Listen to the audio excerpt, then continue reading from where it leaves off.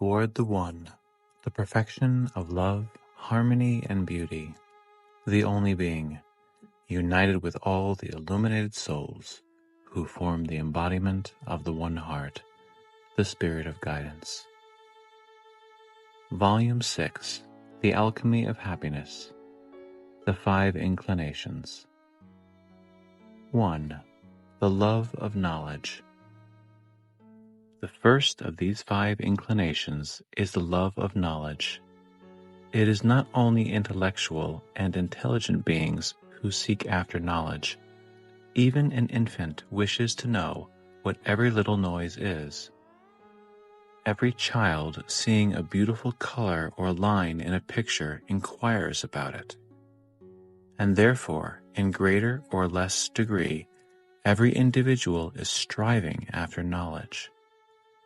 No doubt in life as it is today, many are placed in a situation where they never have a moment in which to gain that knowledge which they seek after. From morning till evening, they have their duty to perform.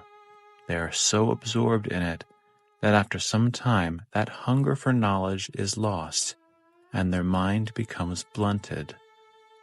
There are many thousands of people whom life has placed in a situation where they cannot help but concentrate on some particular work and never have time to think about things that they would like to think about, that they would like to know. We have made this life. We call it progress, freedom, but it is not freedom of the mind. The mind is imprisoned in a limited horizon, and we call it a sphere.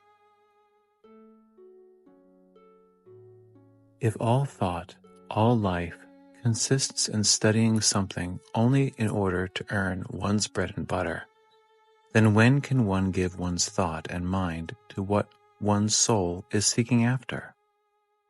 Among those who have a little freedom in life, who have time to think about gaining some knowledge, there are many who seek only after novelty.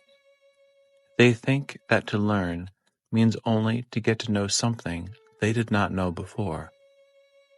There are very few seekers who discover that from every idea, however simple, a revelation comes when they give their mind to it, and that it then begins to teach them more and more things which they had never known. I have experienced this myself. There was a couplet of a Persian verse I had known for 12 years. I liked it. It was simple, everyday conception. But after 12 years, one day, a glimpse of inspiration came, and that very couplet became a revelation. It seemed as if there had been a seed, and that a seedling sprang from it and turned into a plant which produced fruit and flowers.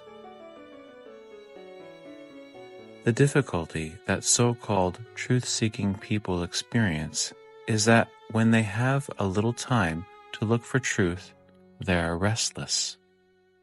One thing does not satisfy them, and so they go from one thing to another. Thus, instead of coming to the real notion of truth, they only get into confusion.